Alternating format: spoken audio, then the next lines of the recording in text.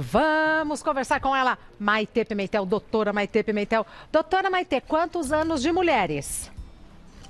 Já, olha, quase 12 para 13 anos que eu tô com vocês. Eu ia chutar isso, eu ia chutar uns 15 anos. Que Você coisa. vê? Já fui loira, reflexos, vários cabelos. Eu ia perguntar isso, porque a vida pessoal da gente muda, a aparência muda, como pessoa a gente muda, né, doutora? Sim, sim. Que legal. É muito legal, é um prazer imenso estar com vocês. A tua participação se acrescentou muito no programa e a gente fica muito feliz de você estar conosco. E vou aproveitar aqui, Tutu, estou muito feliz pela tua saúde, pelo teu retorno aqui conosco. Rezei muito por você. Pois é, todos nós assim, mas assim, quem agradece sou eu. Dei uma sorte tremenda de chegar numa família já estruturada, né, composta com pessoas que amam o que fazem. Então, assim, a sorte foi toda minha e quem tem a agradecer sou eu, viu, doutora? Muito obrigada.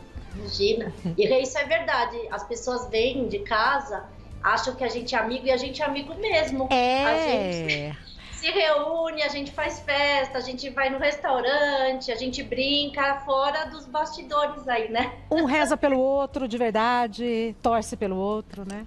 Sim. Bom, vamos falar sobre diabetes. O problema sério, hein, doutora? Diabetes é uma das doenças que mais passam por hereditariedade de família para família e de cada 11 pessoas, uma é diabética. Vocês veem que sempre tem algum colega, um amigo, um familiar com diabetes. No Brasil nós temos 13 milhões de diabéticos, é bastante. Tá, eu tô vendo um farol ali, olha, uma imagem que a gente vai compartilhar com o pessoal de casa. Farol vermelho, farol amarelo e farol verde. Mais didático impossível, hein, doutora Maitê? Então, aqui é para a gente ter um alerta para vocês em casa. Por favor, façam exames de sangue pelo menos uma vez ao ano para a gente fazer um diagnóstico na data correta. O maior problema é a gente não fazer o diagnóstico do diabetes e do pré-diabetes na hora certa, porque nós temos uma evolução crônica. Se nós tratarmos e fizermos o diagnóstico, a gente não vai ter as complicações do diabetes. Então, quem faz a glicose em jejum, de 10 a 12 horas, a gente tem que ter até 99 na glicemia quando acorda. E quando é de 100 a 125, é um alerta, é o sinal amarelo, que você tem que desse exame fazer uma curva glicêmica. Na curva glicêmica é aquele exame que a gente toma, um negócio bem docinho, e aí a gente dosa de 30 em 30 minutos o sangue. Se esse sangue vier maior que 200 é diabetes, de 140 a 200, 199 é o pré-diabetes e menor de 140 é só uma alteração que não chega a ser um pré. E quando esse exame vem 126 para cima, é diabetes e a gente precisa repetir esse exame sempre com o jejum correto. Isso, jejum correto não permite café, permite? Sem açúcar? Não, o jejum é sem nada que tenha qualquer substância, só água. Isso é uma pergunta muito interessante, por quê? Muitas pessoas fazem jejum de água para colher exame de sangue. Não é necessário. É só quando for fazer uma cirurgia com intubação que a gente não pode beber água antes, por causa do risco da broncoaspiração. Mas no exame de sangue, se vocês beberem água, até fica mais grossinha, túrgida a veia e fica mais fácil até da coleta de exame. Tô vendo outra imagem, secreção de insulina. Sim. Explica pra gente, doutora. Vamos desmitificar, porque todo mundo sempre achou que diabetes vinha de um erro do pâncreas não funcionar. Sim, isso acontece, mas a gente sabe que são várias causas do diabetes piorar, aumentar e acontecer. Isso foi um estudioso, De Fronzo, que fez a teoria do octeto de De Fronzo, em que ele mostra que a gordura também é sinalizador da produção da glicose, que o nosso fígado também produz a neoglicogênese, que o rim recapta açúcar e aumenta a glicose no corpo, que a gente tem neurotransmissores cerebrais que interferem nos anticorpos, na desbiose e nos hormônios intestinais, GIP, análogo de GLP-1, que tem reação com a glicose. A gente tem dentro do pâncreas as células beta-pancreáticas, que são as que não produzem mais a insulina no diabetes, e as alfa-pancreáticas, que regulam a produção de glucagon, que também tem a ver com o diabetes. Então, hoje, com a descoberta das causas da diabetes, o que a gente tem? Remédios novos, que mexem especificamente nessas produções e recaptações de açúcar no corpo. Que bom, facilitou a vida, né, doutora? E os novos tratamentos ajudaram muito a gente não só pensar em fazer o pâncreas funcionar, Exatamente. e sim a gente trabalhar a glicemia do corpo como um todo, uma orquestra, onde a gente tem a oportunidade de tratamentos novos em que a gente não precisa evoluir para uma insulinoterapia, uso de insulina. Vamos aos mitos e verdades? Doutora Maitê Pimentel, é mito ou verdade que diabetes sempre causa sintoma? Isso é mito, tá? Então, se a pessoa for esperar aquele hálito cetônico, desmaiar, fazer muito xixi, beber muita água, perder peso, que são os principais sintomas, a gente às vezes passou do diagnóstico na hora certa. Vixe. Então, às vezes o diabetes no início sempre é silencioso. Então, por isso que a gente tem que saber quem tem histórico familiar e dar muita atenção para fazer a prevenção. Fazer coleta de exame de sangue sempre que possível, no mínimo uma vez ao ano. Tá. É mito ou verdade que diabetes é sempre a falha do pâncreas? Ah, esses vocês já sabem a resposta que eu acabei de falar. É mito. É mito. Então a diabetes, ela vem a doença diabetes, ela vem de uma coisa sistêmica em que o fígado trabalha, o rim recapta 30% do açúcar, mecanismos intestinais. Então a gente trata o pâncreas, mas trata os receptores também periféricos. É mito ou verdade que excesso de doce causa diabetes? Olha, isso depende, mas na maioria é mito. Por quê? Senão, todo mundo que estivesse acima do peso, todo mundo que comesse docinhos todos os dias seria um diabético, né? Mas não. E, na verdade, existem vários tipos de diabetes. Os mais prevalentes, diabetes tipo 2, em que são os adultos, em que tem histórico familiar e que tem uma predisposição do pâncreas, por exemplo, trabalhar 50 anos e não 100. Então, se ele ficar forçando, comendo doce, não faz exercício, carboidrato refinado, ele vai desgastando o pâncreas e ele vira um diabético antes do tempo. Agora, por exemplo, diabetes tipo 1 é uma doença autoimune, não tem nada a ver com comer ou não comer doce. São anticorpos que se atacam o pâncreas, independente da comidinha, tem a ver com estresse. E tem outros tipos de diabetes, gestacional, por uso de remédios, diabetes lá de MOD, que tem a ver com cromossomos, genética. Então, é mito, mas quando é tipo 2, se você tiver tipo 2, você tem que tomar cuidado com o doce, que ele pode precipitar esse diabetes. É mito, mas é bom ficar de olho, né? Isso. Continuar com a doutora Maitê Pimentel falando sobre diabetes, mitos e verdades. Doutora Maitê Pimentel, é mito ou verdade que pessoas magras também podem ter diabetes? É verdade. Parece estranho porque a gente sempre associa ao tipo 2, que a obesidade também precipita, né? Mas a gente tem até diabetes em adultos, 15% que são magros, tem um tipo que chama LADA, em que tem um anticorpo anti-GAD positivo, um tipo diferente de diabetes. Portanto, não é assim, eu só vou fazer o exame se eu estiver acima do peso ou comendo doce. Não. Qualquer pessoa, em qualquer idade, crianças, adolescentes e adultos, podem ter diabetes independente do peso. Qualquer idade. É mito ou verdade que quem tem pré-diabetes pode ser considerado diabético? É capciosa essa pergunta, mas vou pôr verdade, tá? Vou explicar. Quando a gente tem uma destruição dessas células do pâncreas, beta-pancreáticas, elas não se regeneram. Então, a partir do momento que a gente já classifica o paciente como um pré-diabetes, é um caminho que, se ele não se cuidar, que se ele não fizer dieta, não fizer exercício, existem até remédios modernos, os SGLT2, que têm envolvimento sobre uma recuperação, né, dessa função de desglicemia sistêmica, a gente vai evoluir sim para um diabetes. O que a gente não quer é assustar, falar que todo pré-diabético vai virar diabético, porque isso não é verdade, mas também a gente não quer que o paciente entre numa inércia de confirmação ou de tratamento, em que, eu só sou pré-diabetes, eu vou deixar para depois, e quando eu virar, eu me cuido.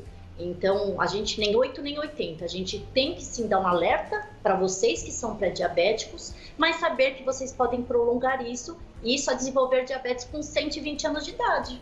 Pois é. É o amarelo no farol que a gente mostrou logo no comecinho da nossa conversa, não é? Justamente. Sinal amarelo. Continuando, é mito ou verdade que quem usa insulina não pode mais parar de usar?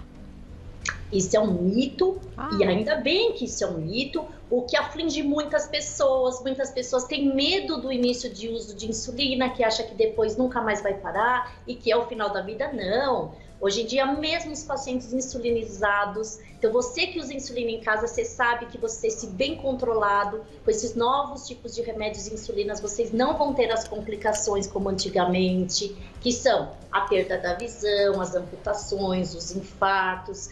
E a gente tem novas terapias que ajudam muito a associar com as insulinas para usar baixa dosagem, ou para que não se use insulina, ou para que se substitua a insulina. Então, os análogos de GLP-1 são remédios inovadores no mundo da diabetes, e os SGLT2 que trouxeram benefício na glicemia, mas também no risco final. Então, esses pacientes diminuem o risco de um infarto e de um derrame, que são as complicações maiores que levam à morte esse tipo de paciente. perfeito. Vamos já engrenar nas perguntas, começando com a pergunta da Milena, que diz: existe alguma bebida alcoólica que pode ser consumida pelos diabéticos? Eita, Milena, olha só. Bebida alcoólica não combina com diabetes, né? Mas eu vou explicar um pouquinho, não é assim porque não pode. Quando a gente tem um mecanismo do álcool entrar no organismo, os diabéticos, eles têm uma alteração na neoglicogênese, na formação de glicose do fígado, que é o que compensa a hipoglicemia quando se faz uma ingestão aumentada de bebida alcoólica. E se o paciente não tem isso, ele não tem uma oxidação do lactato e glutamato. O que quer dizer? Se der uma hipoglicemia num paciente diabético, com o etilismo vai ser muito pior, ele pode entrar em coma alcoólico. Então, paciente diabético tipo 1 principalmente, ou tipo 2, que usa insulina, ou remédio de uma classe chamada sulfonilureia, eles não podem beber e muito menos passar do limite. Já um paciente que não usa insulina, nem essas sulfas, e que tem um controle, bebe um pouquinho, a gente pode sim. Quais são as bebidas menos calóricas? A gente tem o vinho tinto seco, para a mulher uma taça 3 vezes por semana, para o homem pode dobrar a dose, com moderação. A gente tem hoje cervejas que diminuem, que não tem o glúten, que aí melhora o índice glicêmico. A gente tem o gin tônica, uma bebida zero, que aí você também tem só 50 calorias a dose. Mas sempre pensar que não é a quantidade de caloria importante, é o risco da hipoglicemia. Entendi. A Polly diz: descobri recentemente que tenho diabetes e estou substituindo o açúcar pelo adoçante. Qual é o melhor adoçante para quem tem diabetes? Muito bem, Polly, excelente pergunta, porque é o dia a dia, né? Até de pessoas que querem fazer uma prevenção, que tem histórico familiar e não querem desenvolver o diabetes. Sempre usem nada de açúcar, quanto mais natural, melhor. Então, os sucos, tentem não adoçar, tentem usar o café, o chá sem açúcar e sem adoçante. Mas, para quem tem que usar, o xilitol é uma ótima opção natural, e dos industrializados, a sucralose ganha dos outros, principalmente não só na questão da desbiose intestinal, tem um pouco, mas menos, não tem relação igual ao ciclamato com riscos de AVC, que alguns estudos mostraram. Isso é bem complexo, tá? Estou resumindo aqui, a gente tem mais de 300 artigos sobre adoçantes, e a gente também tem a questão de adoçantes para cartilagem epifisária das criancinhas. Então, para a criança não é bom. É mesmo xilitol e, se possível, sem açúcar e sem adoçante. Sem açúcar. A Beatriz fala: quem tem diabetes tipo 2 pode desenvolver ao longo dos anos a diabetes tipo 1? Pergunta capciosa também, mas, Beatriz, é o seguinte: o tipo 2, ele é hereditário de uma falha do pâncreas de não funcionar direito. E o tipo 1 é uma agressão autoimune, que é o nervoso, estresse, que vai atacar.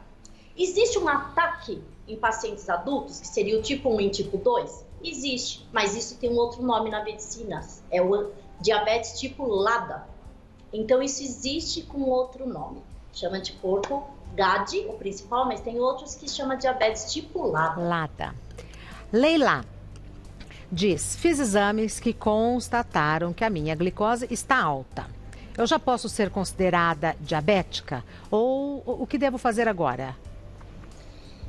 Muito importante, como que foi feito esse exame? Primeiro, tem que ter o jejum correto. E aí a gente tem que, se uma glicemia vem acima de 126 ou igual, a gente tem que repetir a segunda vez. Cuidado com remédios que foram usados antes do exame, alguns interferem. Estresse, sabia que estresse na coleta aumenta a glicemia? Menina. Por isso que a gente não usa só esse valor, a gente usa também HB glicada. É a média do açúcar nos 3 meses que se passaram.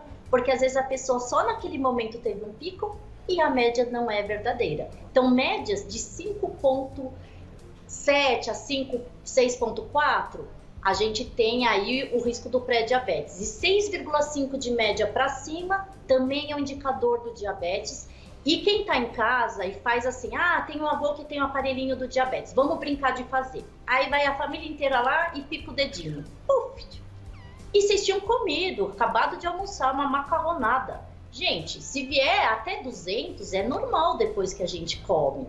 Então, tomem cuidado que vários pacientes chegam no consultório, doutor, eu piquei o dedinho e veio 180, eu tô diabetes. Nem sempre, se for só em jejum é que a gente tem esses números. Tá bom. A Maria Rocha fala, tive diabetes gestacional bem no finzinho da gestação e agora já faz 2 anos e nunca mais tive glicemia alta. Por que isso aconteceu? Ai, que bom, Maria Rocha. Na verdade, 70% das mulheres que têm o diabetes gestacional evoluem para não ter mais diabetes. A maioria acontece isso, né? Porque o que acontece? Você que tem um diabetes gestacional, você já tem uma tendência do diabetes tipo 2. E aí você fez uma sobrecarga de todas essas células na gestação, por hormônios e pelo aumento de peso que acontece. E aí você desgasta essas células, esses receptores, essa informação neurocelular, e aí você consegue ter o diabetes 2, que seria o diabetes gestacional, nesse período, e depois o organismo entra numa recidiva só se você desgastar esse pâncreas. Então, que bom! Mas cuide-se, porque você tem uma tendência de desenvolver diabetes tipo 2.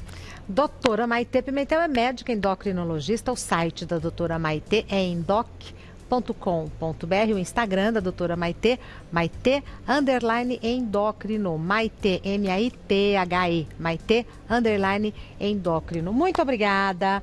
Parabéns por obrigada. tudo, inclusive pela pauta de hoje. Até breve, viu? Até breve, Rê. Um beijo. Beijo.